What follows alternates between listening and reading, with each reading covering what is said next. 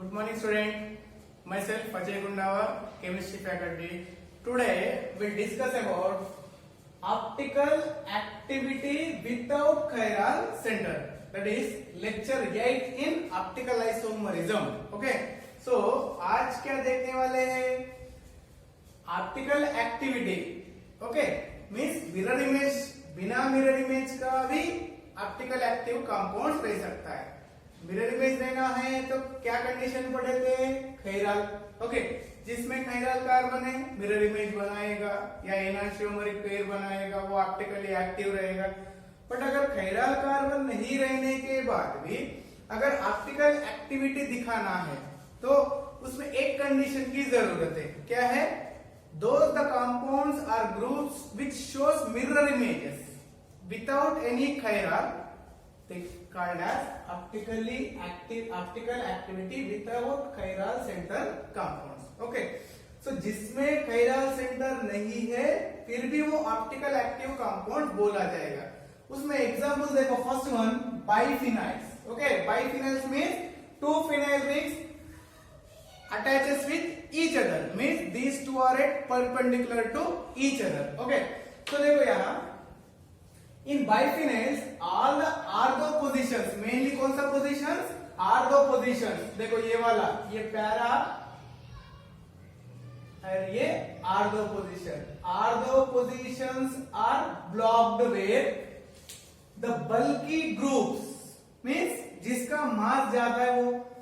Then two phenyl ring again remain there perpendicular with each other, and if all these positions are different, then they do not possess any symmetry element. Means यहाँ जो groups एक atom में जो दो groups attach हुआ है एक group में, ये दोनों के ग्रुप्स अगर डिफरेंट रहा तो यहाँ भी और यहाँ भी, then they are shows optical activity. किस तरह देखो, अभी ये तो परपेंडिकुलर ईच अदर है. अभी यहाँ ये पीछे की तरफ दिख रहा है ग्रुप और ये प्लेन के ऊपर, ये प्लेन के ऊपर, ये सामने की तरफ. तो 100% ये इन दोनों में एलिमेंट ऑफ सिमेट्री नहीं है.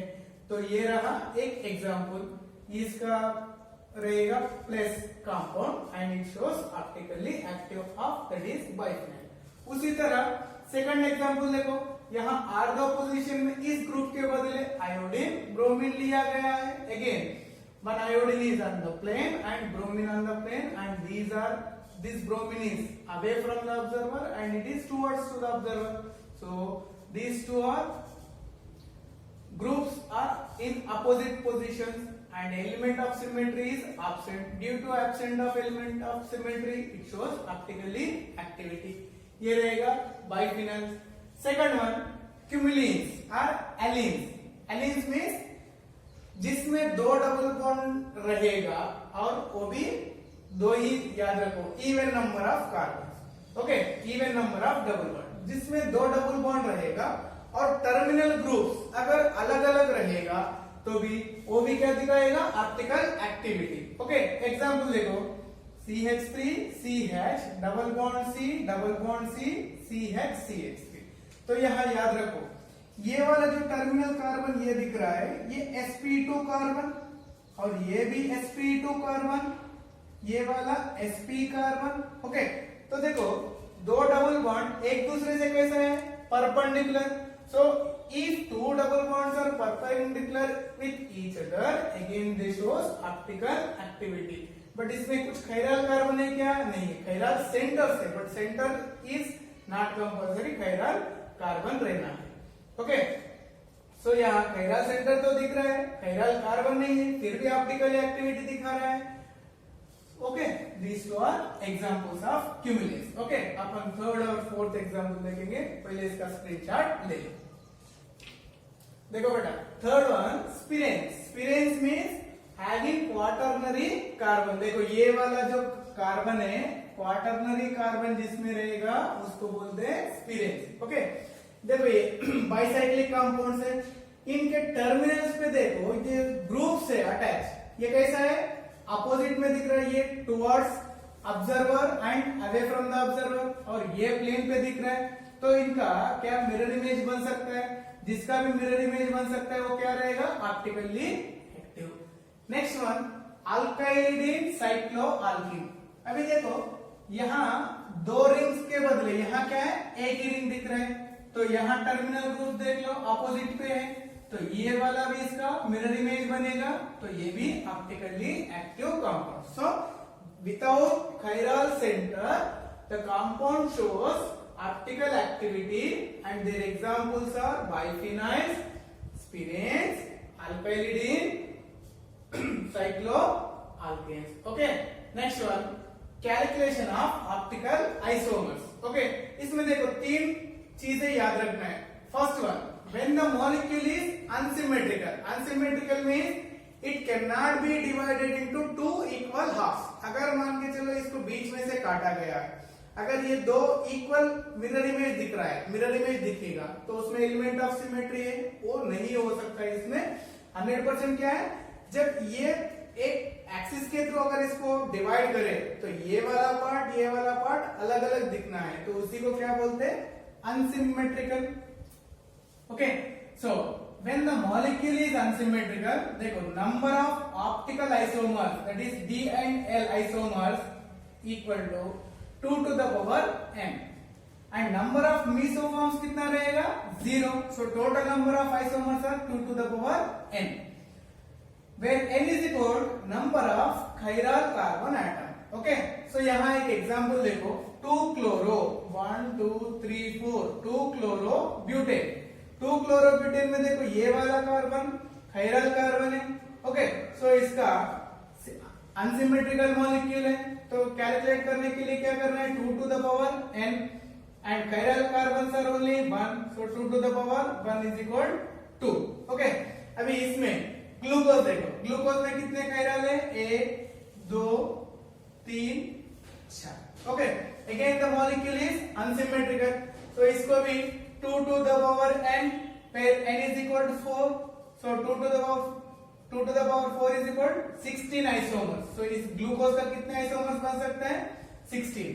नेक्स्ट दिस वन इज 2,3, देखो 1 2 3 4 and 5, 2,3 पेंटेन,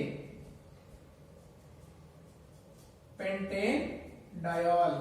ओके, ये वाला भी chiral है, ये वाला भी chiral है, so again 2 to the power n, so where n is equal to, so 2 to the power 2 is equal 4, so 2,3 पेंटेनडायोल में कितने आइसोमर्स बन सकते हैं, 4। ग्लूकोज में 16, 2 क्लोरोब्यूटेन में 2।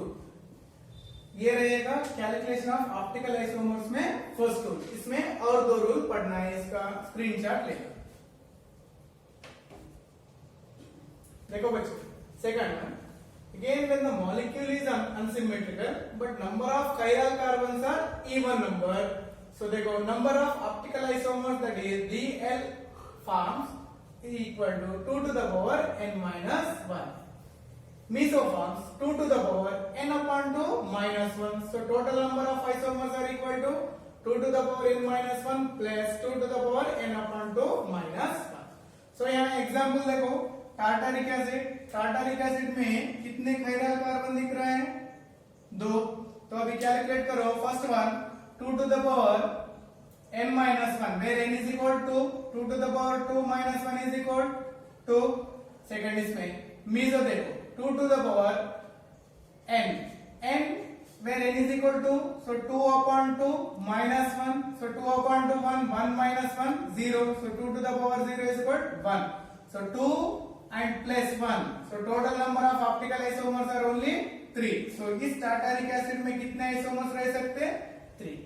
Next third one, when the molecule is unsymmetrical but number of chiral carbons are odd number, देखो यहाँ total number of optical isomers are equal to 2 to the power n minus 1 minus 2 to the power n minus 1 upon 2, and the mesoforms are is equal to 2 to the power n minus 1 upon 2.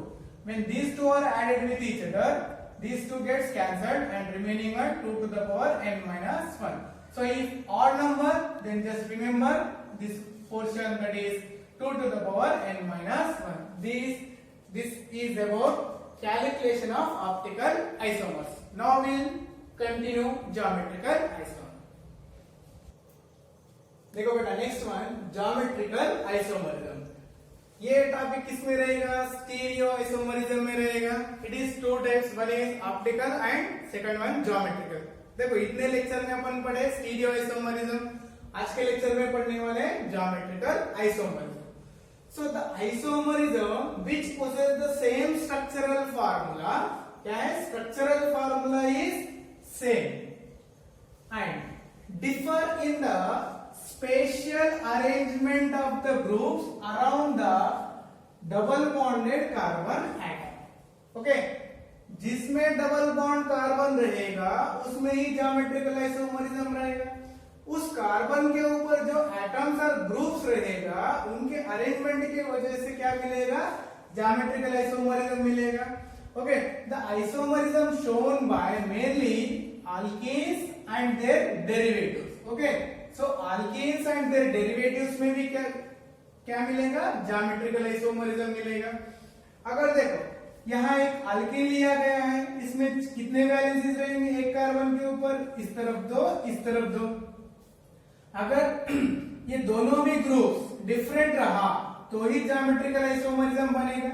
Okay, अभी ये इसके बाद में देखो इस तरफ दो group जो है अगर सेम रहा तो देखो when similar groups are lies on the same side of the double bond, so double bond को एक तरफ अगर सेम ग्रुप्स रहा तो उसको क्या बोलेंगे? Cis isomer. If these similar groups lies on the opposite side, it is called as trans isomer. So देखो यहाँ दो ग्रुप सेम साइड है, यहाँ दो ग्रुप सेम साइड है, तो 100% ये आइसोमर कौन सा बनेगा? सिस आइसोमर, और इसका नाम रहेगा मेलिक एसिड। इसमें एक ग्रुप एक कार्बन को कांस्टेंट रख के दूसरे कार्बन को फ्लिप कर दो तो मिलेगा ये वाला। सो इसको बोलते हैं trans structure. Trans of COH CH double bond CH COH is called as fumaric acid।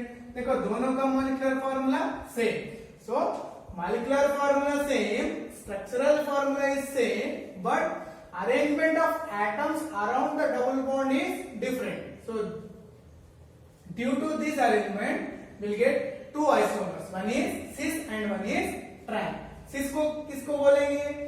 When similar groups lies on the same side to the double bond and opposite side it is trans। Okay, ये रहेगा और example discussion कर लेंगे, screenshot ले।